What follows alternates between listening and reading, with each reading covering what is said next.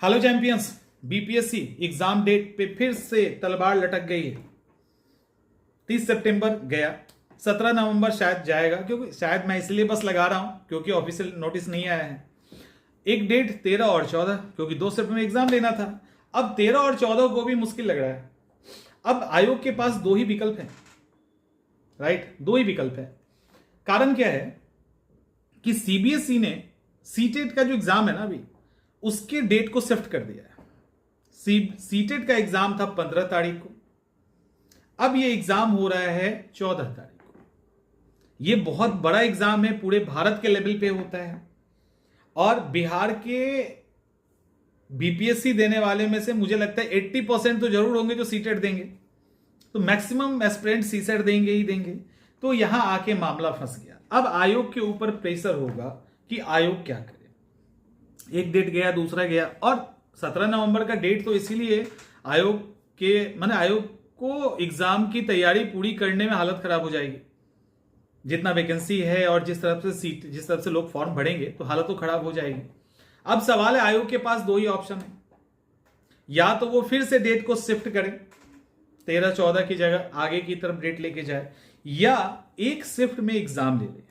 सबसे बेहतर है एक शिफ्ट में एग्जाम लेना, स्टूडेंट के लिए भी फ्रेंडली है और आयोग को भी कोई झंझट नहीं होगा, ना एग्जाम के पहले ना एग्जाम के बाद में।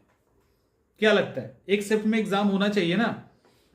अब दिक्कत क्या है, अच्छा एक शिफ्ट में और क्यों एग्जाम होना चाहिए, क्योंकि अभी तक ये लग रहा था कि जितनी वैकेंसी है तो बहुत अधिक फॉर्म भरा जाएगा। बट जिस हिसाब से स्पीड है इनकी, फॉर्म भरने के स्टूडेंट की स्पीड है ना, लग नहीं रहा है कि बहुत ज्यादा फॉर्म जाएगा। जो नॉर्मल फॉर्म भरा जाता है ना, उससे थोड़ा सा अधिक होगा, यानी इतना अधिक नहीं होगा कि इनको 2 शिफ्ट में एग्जाम लेना पड़े, ऐसा लग रहा है। ठीक है, 7 लाख 8 लाख क्रॉस करेगा, अब इसकी संभावना कम लग रही है। अगर आप जाके देखोगे तो आपको समझ में आएगा कि अभी तक 10 तारीख हो गया है, अब कितना दिन समय बचा। अगर ये एक्सटेंड नहीं करते तो कितना समय बचेगा, तो इस बीच में कितना फॉर्म भरा जाता है ये तो नहीं कहा जा सकता। बट जो चल रहा है स्पीड ना, जितनी उम्मीद हम लोग कर रहे थे पहले, तो शायद उतना फॉर्म ना जाए। तो ये अगर चाहें तो 13 तारीख इनके पास है, ठीक है, क्योंकि 14 तारीख को तो सीटेट का एग्जाम होगा, तो उस दिन तो अब कंफर्म है कि एग्जाम नहीं होगा।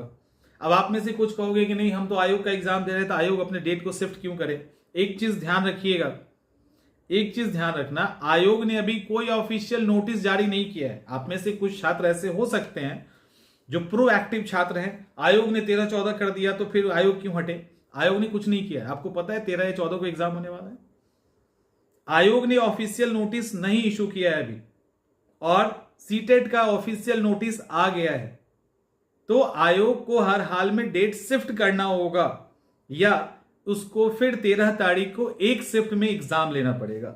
यही ऑप्शन अब हमारे पास है, यानी आयोग के पास है। तो दोनों ही स्थिति में अगर फॉर्म कम जाता है तो बेहतर तो यह है कि 13 को एग्जाम ले ले, और नहीं तो अब सिचुएशन ये ऑलमोस्ट बन रहा है कि एग्जाम थोड़ा सा और आगे चला जाए, जिसकी संभावना थी, है ना। आप लोगों में से बहुत सारे ऐसे स्टूडेंट हैं जिनका बहुत तगड़ा वाला अप्रोच है, तो लग रहा था उन लोगों को कि शिफ्ट होगा डेट, कुछ ऐसी चीजें चल रही थी। और अब ये जैसे ही सीटेट का ऑफिशियल नोटिस आया ना, ये कंफर्म हो गया कि अब 13 और 14 को एग्जाम नहीं होगा। अब डेट कौन सा होगा ये नहीं पता।